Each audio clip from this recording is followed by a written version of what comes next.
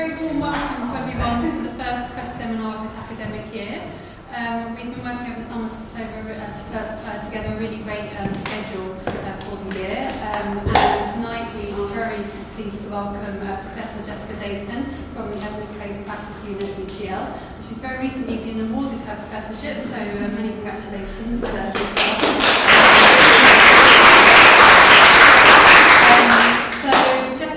Research focuses on three main areas. One, looking at the evaluation of interventions into children's mental health. She also looks at resilience in young children and also looks at educational outcomes and mental health in young children. And tonight we're going to be hearing about involving schools and the community in the prevention and early intervention of children's mental health. So over to you, Jessica. Thanks very much, Jasmine. Hi everyone, it's really nice to be here. I'm just going to say a little bit about the Evidence-Based Practice Unit. It's a slightly unusual unit and it might explain a bit the kind of research that we do. So the unit is an academic unit. It's based across UCL and the Anna Freud Centre. So it's across a university and a charity, which is a nice position for us, I think, because at the university we have the academic rigour and the expectation that everything is sort of robust research. But at the Anna Freud Centre we're also very committed to the so what principle really for research. So essentially we don't want to sit in an ivory tower and develop research for the sake of research. If we're going to find out about something, we want it to have a practical application as soon as possible, really. We know that sometimes research takes a long time to bed down. And that might be actually the natural course of things, and that's absolutely fine. But what that means is we share what we do know as we know it, so that people can learn alongside us. But we're also then very frank about what the limitations and caveats are around that work. So we like to think we're quite open to those things. What I'm going to talk to you about today, I'm going to spend quite a bit of time on sort of background and scene setting, I suppose, and then I want to give some examples of the kind of work that I'm setting the scene for, if that makes sense. So I'll say a little bit, which may be sort of not at all new to some of you, but what we know about young people's mental health and well-being at the moment. I want to think a bit about risk factors that increase the odds of experiencing mental health problems. And then I want to think about a couple of ways that we can combat some of those risk factors or support young people who've got mental health problems or might be at risk of those problems emerging. So there's two different elements to that, I suppose. One, in just sort of thinking about schools as a sort of important site for intervention, and also just as a place where norms are set for young people's understanding of what mental health is and how it should be managed. And also to think about sort of, I guess, the wider view than that. So what we need to think about in terms of the wider system, and not just having this sort of programme for every problem kind of approach. I'm going to share some examples of each of those, and then just think about what that sort of leaves us and what the implications might be. Most of my scene setting at the beginning is going to focus on slides that look rather like this. I think what happened was one night I got very excited about using these to do statistical just sort of representations, and then because I'd used them a couple of times I thought, I'll just keep going with it. So it's sort of an admission and an apology that this is going to be the next few slides. So first of all, it's just a bit of a sort of pop quiz. I'm sure you're sort of probably fully versed in this stuff, so it may not be a surprise to you, but I'm just interested in your thoughts on, this is looking at life expectancy on average, so obviously it varies quite a lot from country to country, but looking at things that might limit life expectancy, so for example smoking, which on average appears to limit life by about 10 years. I'm interested in your thoughts on how much you think severe mental illness limits life by on average. 30 years? 20. I feel like I'm fielding an auction. Okay, let's see. Between Jack and Mick. Oh. Jack. But it does vary from country to country, so this was based on sort of averages across various countries. But I think we might have more of an expectation of how life-limiting mental illness is, particularly severe mental illness, but I think lay people don't necessarily have that. So again, just a bit more scene setting. This is just general prevalence. So for adults, figures vary across the world and across studies, but by and large, something like around 1 in 4 to 1 in 6 adults potentially have mental health problems at any one point in time. I think that's, not a figure we necessarily. I think it's it's sort of peddled out there, but I don't think people necessarily understand, is that across the lifespan, or is that at any one point in time? But yeah, at any one point in time. And another well-used statistic, I think, is that 50% of all adult mental health problems begin before the age of 15. So I think this is often where we're justifying our case for why children, really, because problems become very ingrained over time, and it's much easier to address problems early in life, of course, than it is later on when they become very much entrenched. And if we needed to make some other kind of case, well, I think those are quite good cases anyway, there's some report from OECD last year estimating the economic cost in the UK of mental health problems of 94 billion each year, and that's about 4% of GDP. So it's pretty big, and it's actually consistent, fairly consistent across Europe. So it's not necessarily that it's particularly an issue for us. It does vary slightly, but that's not just the cost of services, that's also the sort of lost productivity, etc. So that's just some thoughts on adults. Here's another sort of pop quiz question. This was where I spent all my time laying out my people. So there are 100 on there, I hope there are 100 on there. So of the 17 shaded light blue, I'm keen to know what you think those 17 represent. People with severe mental health issues? Not quite. Any other thoughts? But that would have been my guess, actually, had I seen this before doing the research.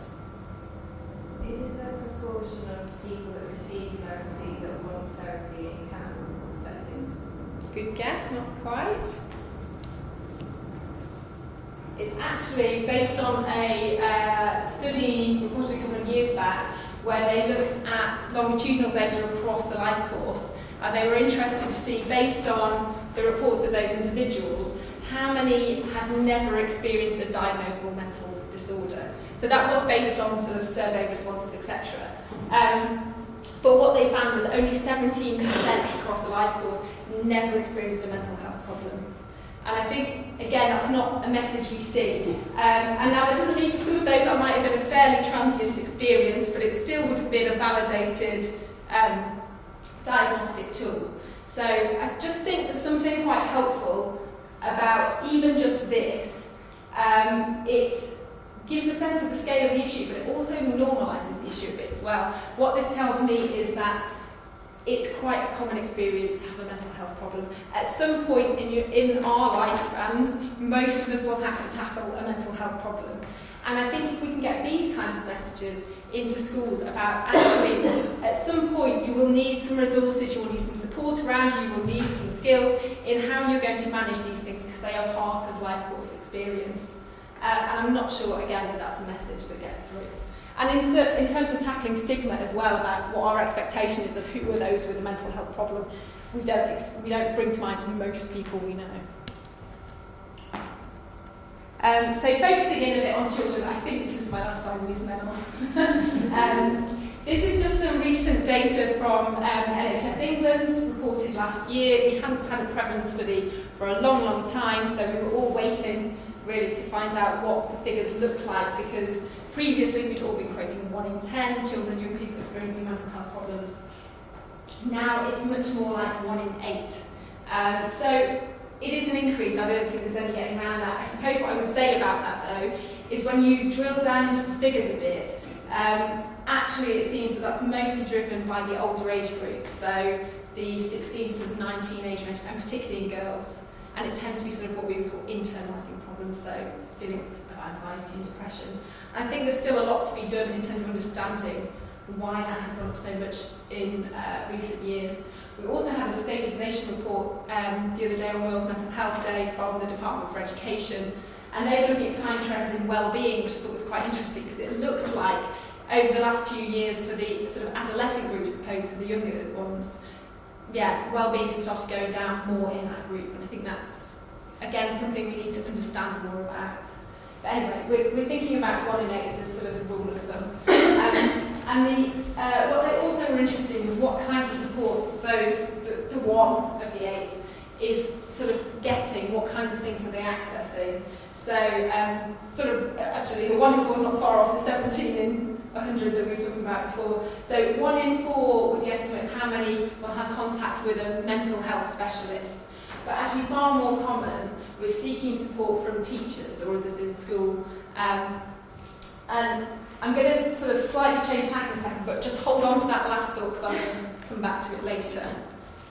So I want to think a bit more now about, we've talked about what the level of problems are. I am still very interested in what's accounted for this sort of slight increase over time and that more steep increase in a particular group. But I'm interested just more generally in what accounts for, sort of increased odds, essentially, of experiencing a mental health problem.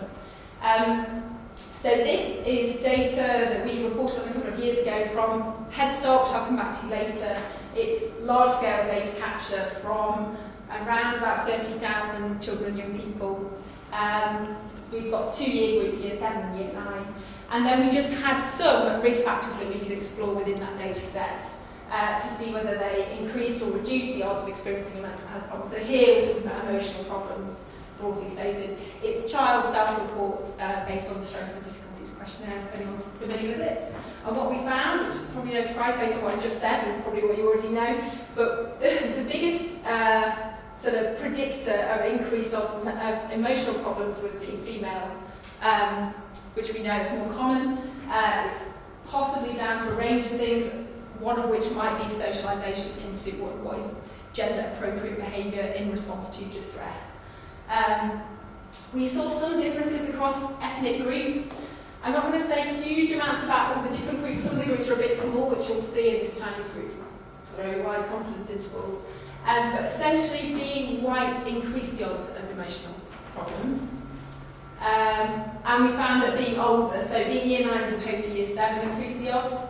Having special educational needs and being eligible for free school meals, so deprivation of some kind. Looked after children is a bit of an oddity there, so it looks like it reduces the odds of experiencing a mental health problem. But I'd like to say the data, actually when you look at the simple relationships without putting them all into a model controlling for each of the other predictors, that's not the case, so there's a slight anomaly there. And the other research literature would not say that's the case, so I would treat that one with caution unless we can replicate it.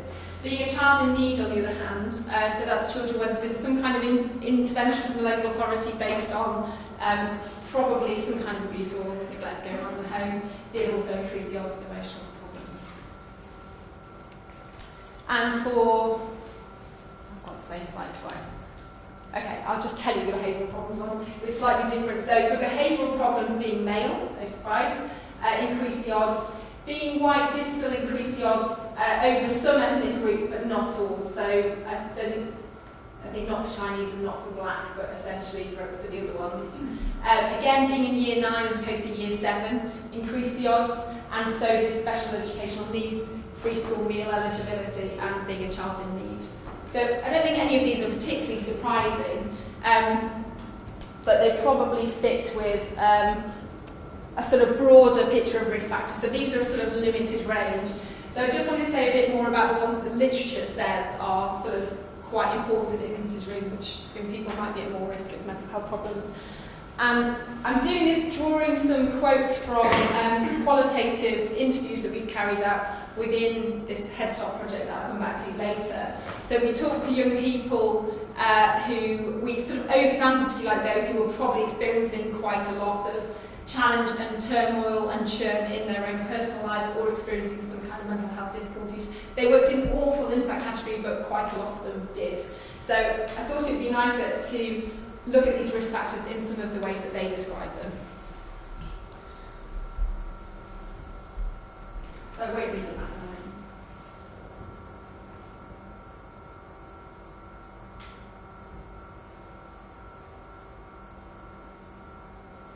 So this is about neighbourhood or community violence.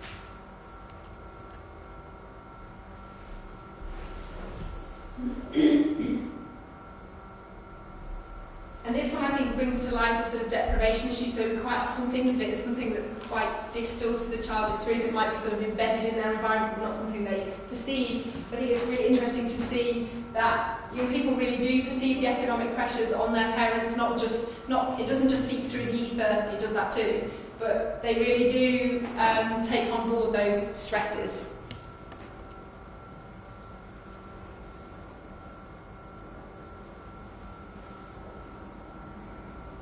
So this one's about conflict in the family, and particularly conflict between parents, and with our Head Start sample they also talk a lot about parent-to-child conflict, particularly in this period of adolescence where they're sort of finding their autonomy and finding their own voice.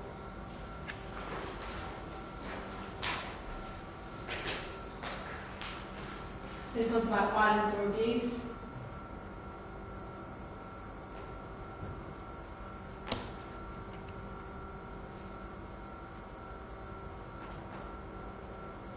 And this one might not be immediately obvious by the quote, but this is a young person describing sort of perceiving their parents' mental health problem, essentially.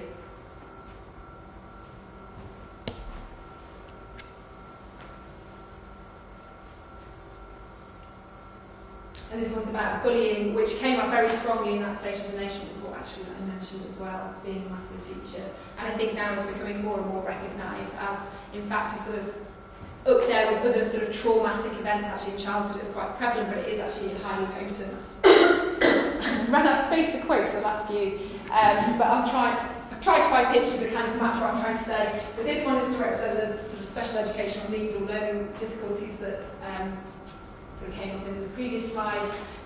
Not sure if I've conveyed this well enough. This is about physical ill health, so there is a relationship between physical ill health and mental health problems. And this one potentially is a bit of a catch-all really, but it's about sort of traumatic experiences or events. It looks a bit tenuous, but this is actually a Teddy left at a refugee camp actually after the camp moved on. So yeah, those experiences of sort of being torn away or, you know, turmoil, etc. So that's not exclusively all the risk factors, but it's quite a few of them. And I suppose just what I want to emphasise, because I'll come back to sort of ecological kind of framework, if you like, a bit later. But you'll notice that these risk factors are sort of peppered throughout this sort of concentric circles that a child finds themselves within. So some of those are what we would call individual characteristics or individual factors. Some of those are about the relationships around them, and some of them are about wider structures, community, political environment, etc. So we sometimes think that the things that are most salient on a daily basis might be the most important things, but it is a mixture of things. And the other thing I think that's important to remember is these things they're not independent of one another. So what we know from the research is that quite often the biggest predictor of a risk factor is another risk factor. So these things become sort of clustered. So that, for example, if you are experiencing some kind of economic pressures or you're from a deprived background, then that also puts pressure on the family. There's more likely to be conflict. Or it may mean that because you don't have many funds, that you might live in an area that's more likely to have sort of violence or feel unsafe. If you have special educational needs, you may be more likely to be bullied. So these things sort of are thorny and connected, and that's also part of the challenge, really. Okay, so just to summarise where we've got to, I think what I'm trying to say is experiences of mental health challenges are common across the lifespan. Severe mental health problems, as we've seen, can have a significant impact on later life. And there's a whole range of conditions that feed into those difficulties. And where risk factors cluster, there's a real, chance of these things really undermining your ability to function. I feel like I've lost some slides here somewhere. Anyway, back to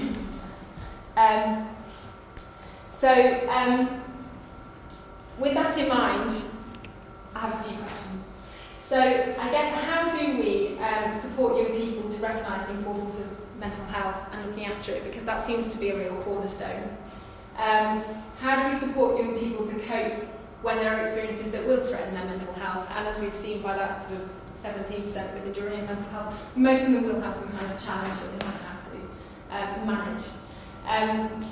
But also, how do we create environments that hold and support young people where they're struggling? So we're not just trying to perceive children as a sort of empty vessel to fill with some kind of capacity to cope.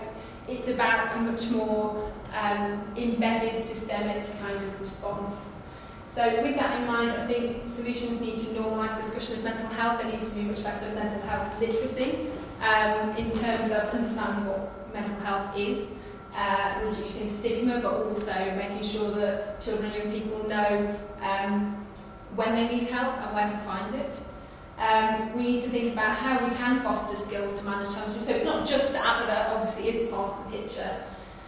And also, how do we make sure that the solutions reflect the complexity of the problem? So we're not just trying to say, okay, if we give social emotional skills training to a child who has an incredibly chaotic background, that will probably do the trick. It may, but probably unlikely.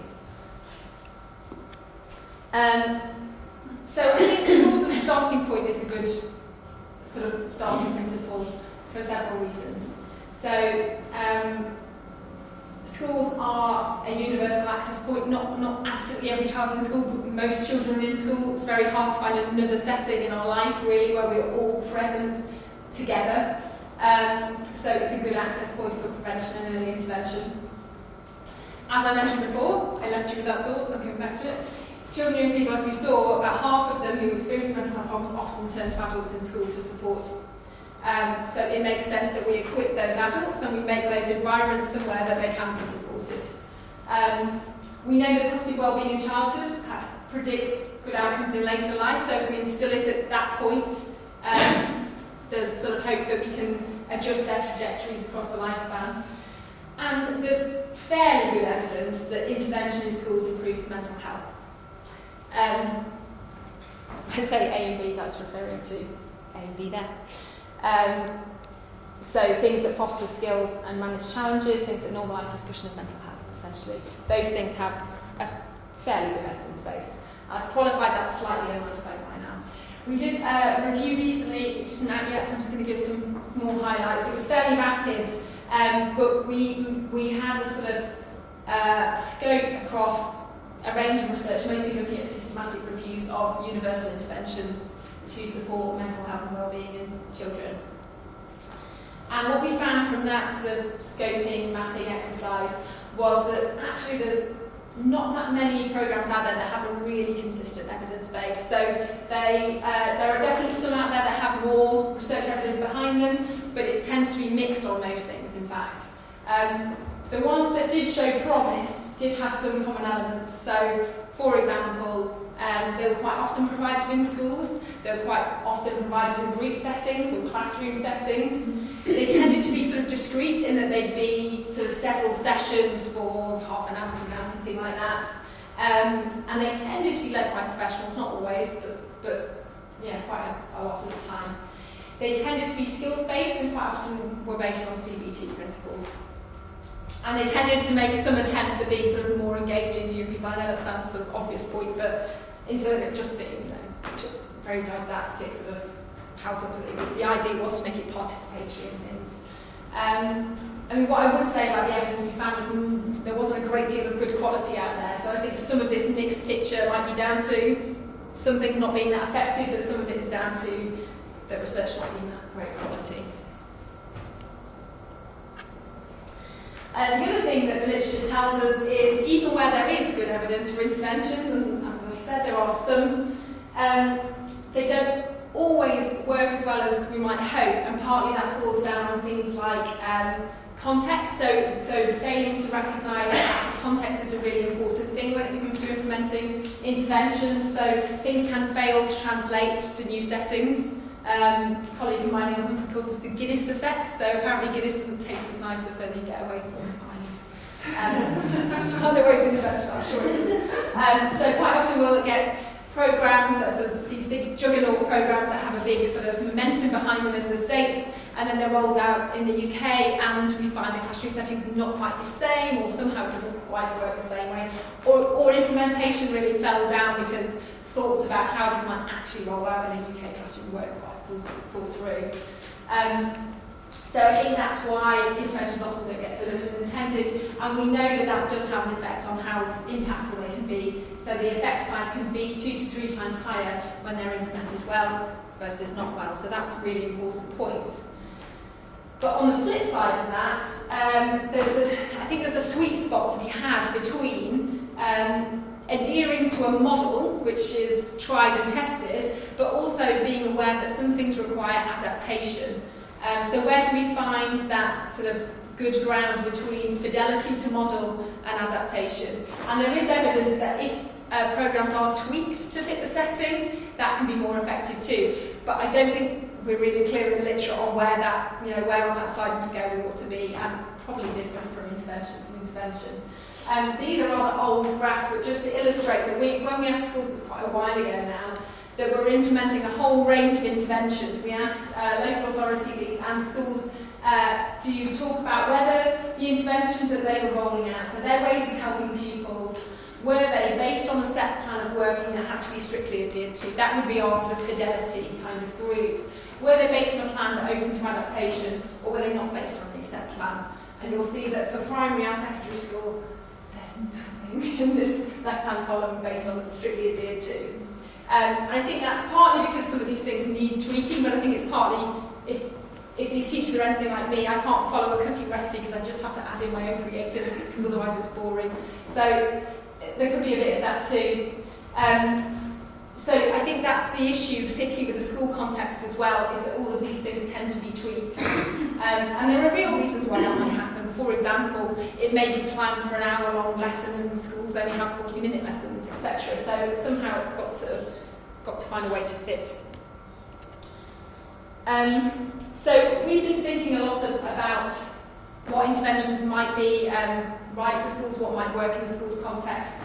And what we've been looking at with the Department for Education is a number of different interventions that we might consider for sort of rollout for exactly these kind of approaches. So to support mental health literacy and to foster skills, social and emotional skills in children and young people.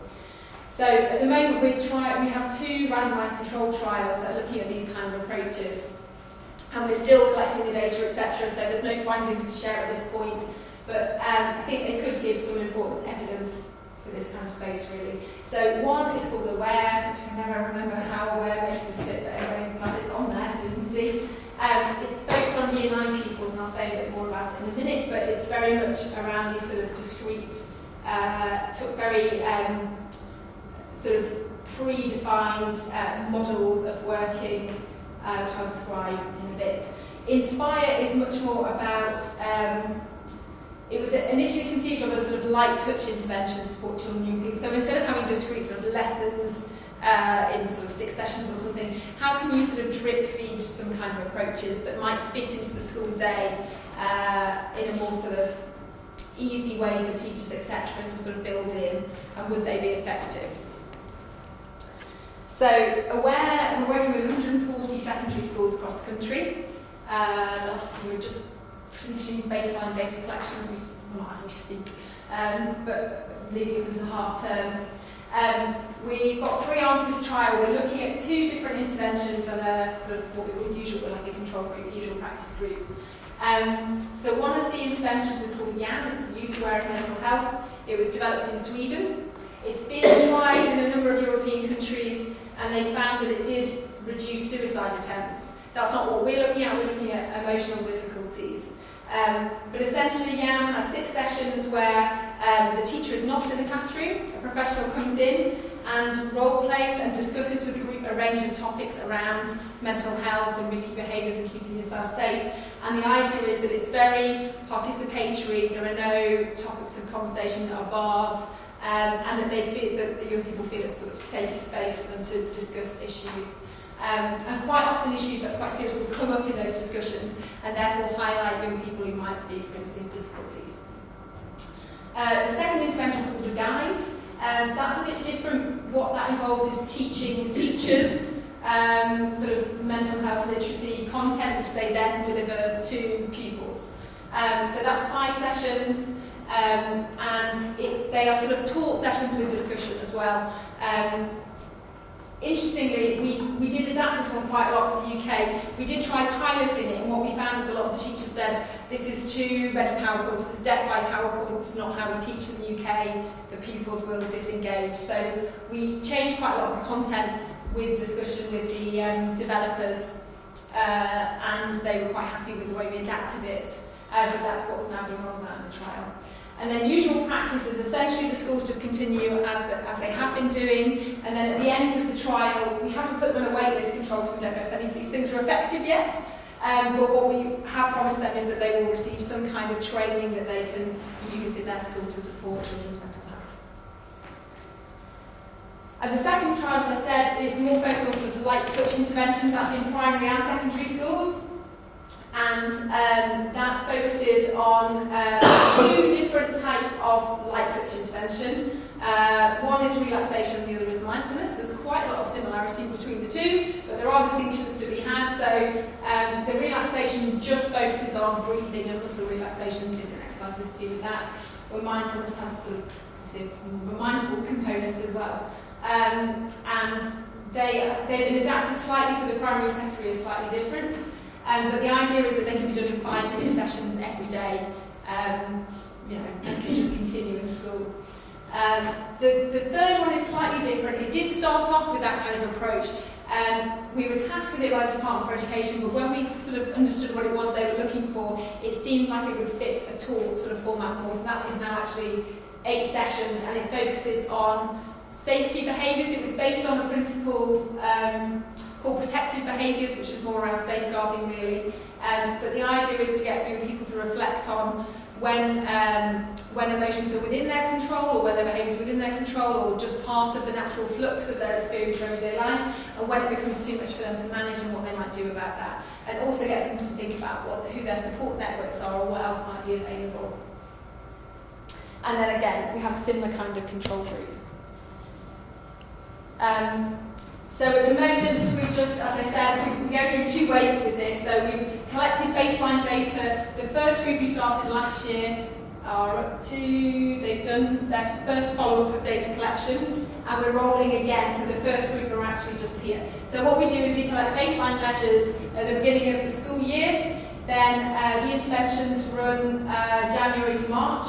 We do a follow-up after Easter, and then we do a longer-term follow-up a year after they've taken part, or after they've rolled out the interventions.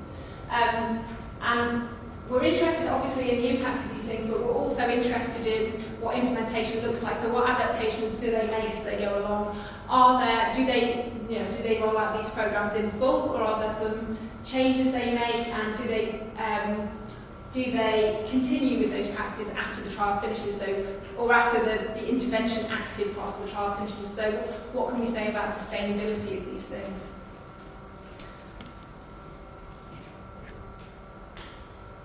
So in terms of that, I think this is a really good step forward in terms of trying to understand what might help in that space of sort of understanding mental health and knowing how to recognise when more help's needed. And I think that's really important at a universal level. But also building social and emotional skills, because at these ages with these young people, that's again a good foundation for their sort of coping strategies generally. But I think it's very dangerous to think that we can stop there in terms of how we support young people, because that is one piece of a much bigger picture. So for one, we know that these kinds of interventions don't work so well in a vacuum. They're much better when they're part of a wider environment. The culture of the school, for example, and the policies of the school support this kind of thing. But also the wider system, community, etc. are important. And they're not panaceas, they're not going to fix every difficulty, and particularly more severe difficulties. So, how am I doing for time? Okay. So I want to think a little bit more about how we tackle that wider system. So I mentioned before a bit about how risk factors can pile up, so it's my illustration of what happens when risk factors pile up, final straw, etc. Yes, I just wanted to think about this. So essentially, we used to talk about resilience a lot when we were talking about how to manage risk, and I think there's been a lot of language, it's probably moving away from that a bit now, but in recent years about resilient children with grit, children with character. And that's great, but I think what we're forgetting is resilience is about a system. So I like this quote from Anne Maston about the capacity of a dynamic system to adapt successfully to challenges. That system could be the child, but it also is the school, and it also is the family, and it also is the community, so it's all of those things. And that's what we have to bear in mind. Just like the risk factors are peppered across those different environments, social and protective factors. So what kind of things do we think of as protective factors? I'm just borrowing from Michael Ungar here, who says there are 9 things that all young people need. And I think the nice thing you notice about these 9, which I'm not writing down, which you can see them, is none of them are particularly rocket science. None of these are complex interventions in and of themselves. And they're what Anne Maston would call ordinary magic. So they're things that we would probably all hope to have exposure to or experience of in a positive way.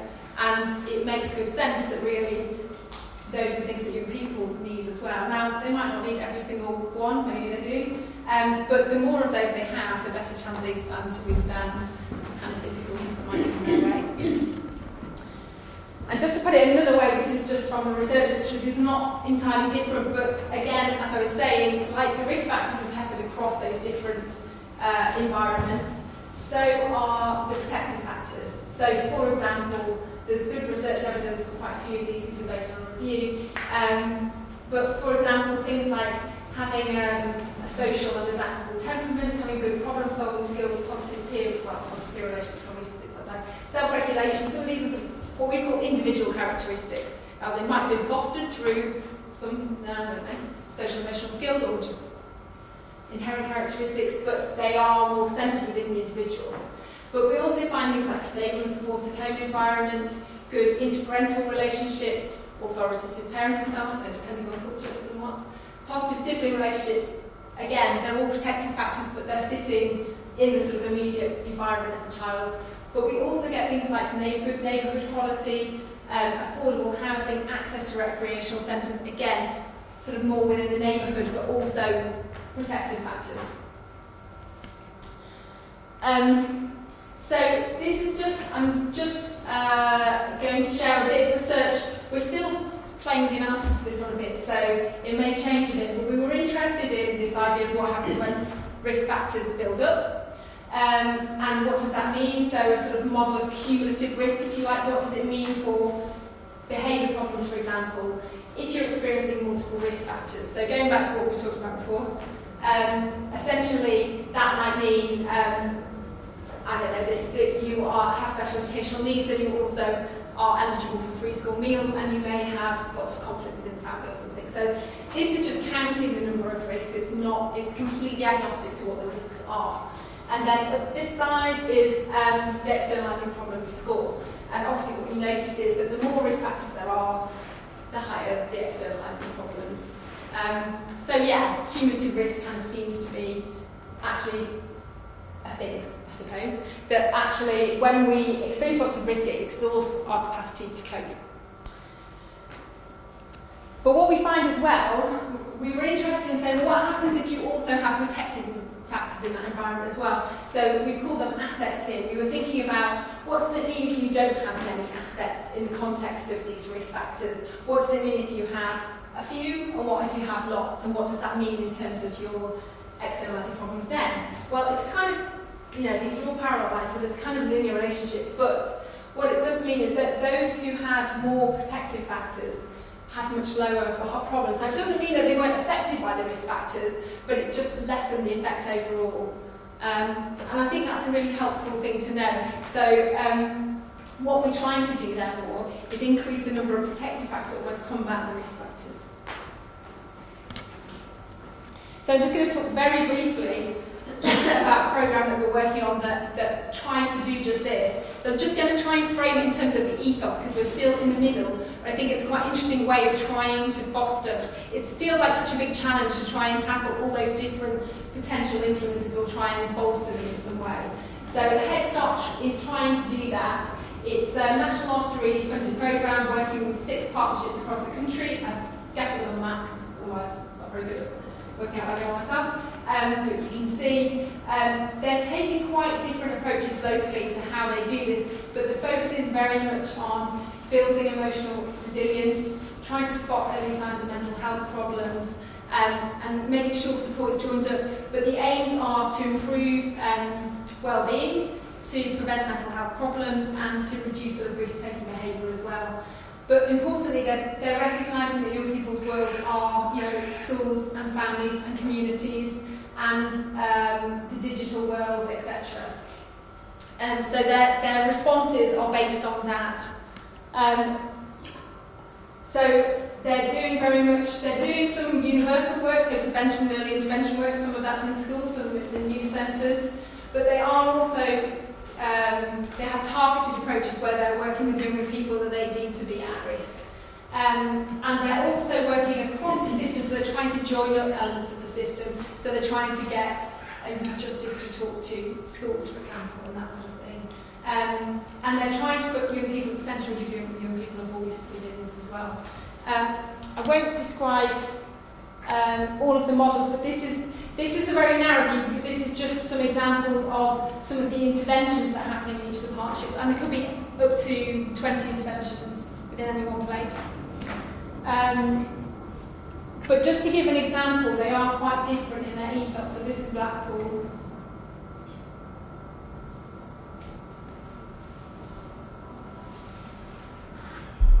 So the leader Blackpool talks about creating a resilience revolution, which I think is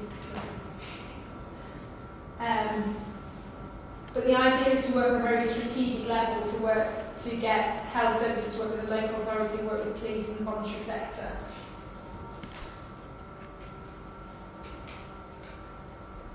KED has a particular interest in trauma and domestic abuse, and one interesting model that Kent have taken is, for example, where the police are aware that domestic violence incidents are taking place in the home, they are contacting the schools to let them know that a child within their school has had that experience, so they can immediately intervene and see if that child's okay.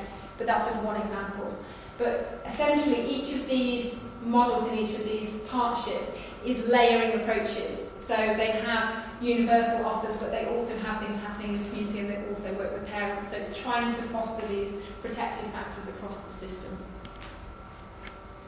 In terms of learning so far, we're finding that there are some promising models out there. We haven't fully tested them yet, but in terms of some ways of working or some examples of how to join up working, there's some really good promise there. And we are seeing a little bit in the data now. We're looking on a very wide scale at the moment, but we are seeing some discernible changes, positive, sort of less negative changes. So we're looking at adolescents, remember, and they do reduce in their sort of happiness over time as they go into adolescence. But it looks more positive slightly for the Head Start group. We haven't yet honed in on the ones that have had specific interventions yet, which should give us a bit more insight. And we're also seeing some indications of promise where we focus in on particular interventions. And just to say that I think these slides are going to be circulated, so if you're interested in any of the learning that's come out so far, you can access them through that link that I put on. And we also, from our qualitative research, get young people describing a lot about what they found helpful about the support they've received and how it's helped them manage their mental health and well-being. And they're also quite articulate in saying what they would like to improve about their health as well, which I think is very important. So just some key messages then. I think I've probably recapped on some of these already, but as I was saying before, mental health problems are more common across the lifespan than we thought. They're increasing in children and young people, and they have implications for later life, so important to focus on. Risk and cumulative risk are important and, potent factors. The universal programs can be a good broad base, but I would see them as a starting point, not something as a sticking plaster solution. And I think resilience research and protective factors are sort of a way of thinking about how to foster this ordinary magic. It's a really nice way of thinking about it. And just taking more ecological approaches rather than this program for a good problem. And I'm just going to put a couple of quotes just to encapsulate that thing.